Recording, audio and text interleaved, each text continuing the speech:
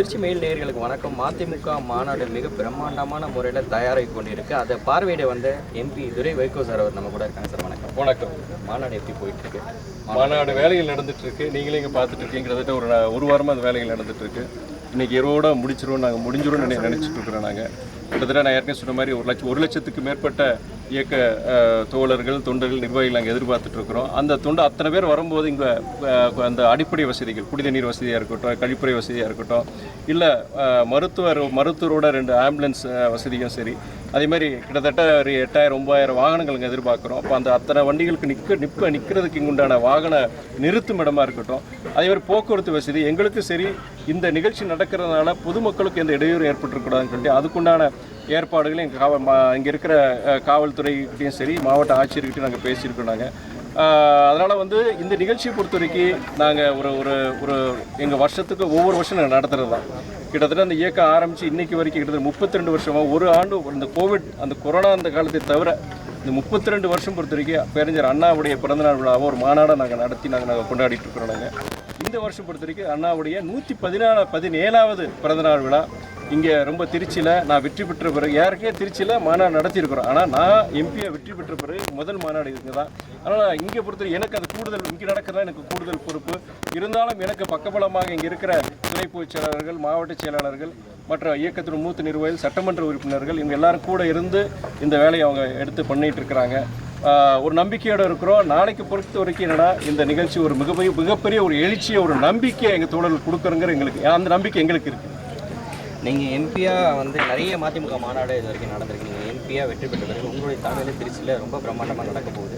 என்ன தாரக மந்திரம் இந்த மாநாட்டை பொறுத்த வரைக்கும் வச்சுருக்கீங்க? மாநாடு முழக்கம் அணி திரள்வோம், ஆர்ப்பரிப்போம், அங்கீகாரம் பெறுவோம். இதுதான் எங்களுடைய மாநாடு முழக்கமாக வச்சுருக்கிறோம். நாங்கள் அது ஏன் அந்த வாசகத்தை நாங்கள் பயன்படுத்தியிருக்கிறோன்னா, இங்கே இந்த ஒரு லட்சக்கணக்கில் இங்கே கூடும் பொழுது எங்களுக்கு, எங்கள் நிர்வாகிகளுக்கு, எங்கள் தொண்டருக்கு ஒரு உத்வேகம், ஒரு நம்பிக்கை ஏற்படும். அதே நேரத்தில் அங்கீகாரங்கிறது தேர்தலில் இருக்கிற சீட்டு எண்ணிக்கை நினச்சிடக்கூடாது. பொதுவாக அங்கீகாரங்கிறது தலைவருடைய சாதனைகள், தியாகங்கள் பொறுத்த வரைக்கும் இந்த 60 வருஷம் அவருடைய பொது வாழ்க்கையாக இருக்கட்டும், இல்லை இந்த இயக்கம் தொடங்கி இந்த 32 வருஷத்தில் நாங்கள் எவ்வளோ நாங்கள் செஞ்சுருக்கோம். தமிழ்நாட்டுக்காண்டி, தமிழ்நாட்டு மக்களுக்காண்டி எவ்வளோ செஞ்சுருக்கிறோம். குறிப்பிட்டு சொல்லணும்னா இன்றைக்கி தூத்துக்குடியில் நச்சாலை ஸ்டெர்லைட் இல்லைன்னா அதுக்கு காரணம் இந்த இயக்கம், தலைவர் வைகோ.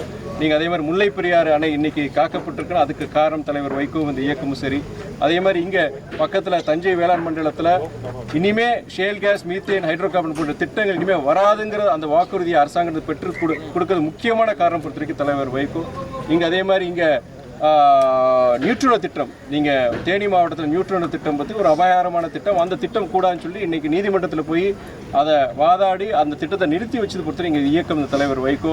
அதேமாதிரி மண்ணையும் காற்றையும் மாசுபடுத்தும் சீமக்கருவியில் மரங்கள் பொறுத்த வரைக்கும் அது 10 வருஷத்தில் தமிழ்நாட்டில் முற்றிலும் அகற்றப்பட வேண்டும் என்ற நீதிமன்ற தீர்ப்பை வழங்கியது பொறுத்த வரைக்கும் அது காரணம் பார்த்தீங்கன்னா தலைவர் வைகோ. அந்த இயக்கம் பொறுத்த வரைக்கும் இந்த மாதிரி எவ்வளோ விஷயங்கள் இந்த தமிழ் மண்ணுக்காண்டி இந்த இயக்கமும் தலைவர் செஞ்சுருக்கிறாங்க. இப்படிப்பட்ட ஒரு இயக்கம் தமிழகத்திற்கு அவசியம் தேவைங்கிற அதை உணர்த்துறதுக்கு நாங்கள் தொடர்ந்து முயற்சி எடுத்துகிட்டு இருக்கிறோம். அது என்னென்னா இந்த ஒரு நிகழ்வு மூலமே சரி, நீங்கள் பார்த்துருவீங்க, நீங்கள் நிறைய அந்த ஹோர்டிங்ஸ் பார்த்துருப்பீங்க. அந்த ஹோர்டிங்ஸை பார்த்தீங்கன்னா வர்ணனை வார்த்தைகள் எங்கேயும் இருக்காது. ஒவ்வொரு ஹோர்டிங்லையும் பொறுத்த வரைக்கும் தலைவர் படத்து பக்கத்தில் என்னென்ன அவர் செஞ்சிருக்கிறார், தமிழ்நாட்டுக்கு என்ன செஞ்சிருக்கிறார், அந்த ஒரு வாசகம் இருக்கும். பொதுவாக நிகழ்ச்சிகள் நடத்தும் போது அரசியல் நிகழ்ச்சிகள் எங்கள் நிகழ்ச்சியில் பொறுத்த வரைக்கும் அலங்கார வார்த்தைகள் இருக்கும். உங்களுக்கு இந்த இடம் அது எதுவுமே வைக்க வேண்டாம். தலைவருடைய சாதனைகள், தியாகங்கள் ஒவ்வொரு போர்ட்லேயும் வைங்க, பார்க்குறவங்க அதை பார்க்கட்டும். அதன் மூலியமாக பொறுத்த வரைக்கும் ஜனங்கிட்ட போய் சேரட்டும். தலைவருடைய தியாகங்கள், சாதனைகள் போய் சேரும் பொழுது இந்த இயக்கம் இனியும் ஒரு பல 100 ஆண்டு காலம் இருக்கணும்னு சொல்லிட்டு, அதே நேரத்தில் அண்ணாவுடைய அந்த திட்டங்களாக இருக்கட்டும், அவருடைய கனவாக இருக்கட்டும், அதெல்லாம் அவர் கனவு கண்டு அந்த தமிழகம் இன்னைக்கு நாளைக்கு அந்த தமிழகம் நாளைய தமிழகம் அதை அமையறதுக்காண்டி இந்த இயக்கம் வரதுக்கு தொடர்ந்து செயல்படுங்கிற அந்த நம்பிக்கையை ஏற்படுத்துறதுக்காண்டி தான் இந்த மாநாடு. அதனால தான் அந்த வாசகத்தை நாங்கள் வச்சுனோம். இப்போ நிறைய கட்சிகள் புதுக்கட்ட வாக்காளர்களும் இருக்கட்டும், இளைஞர்களையும் கவர் பண்ணுற மாதிரி நிறைய உறுப்பினர் சேர்க்கையெல்லாம் நடத்துகிறாங்க. மதிமுகவை பொறுத்த வரைக்கும் இளைஞர்களை கவர் பண்ணுற மாதிரி என்ன விஷயங்கள் பண்ணிட்டு இருக்கீங்க? இல்லை, மதிமுக பொறுத்த வரைக்கும் நாங்கள் இந்த வருஷம் இந்த இயக்கம் பொறுத்த வரைக்கும் 32வது வருஷம். இது 32வது வருஷம்.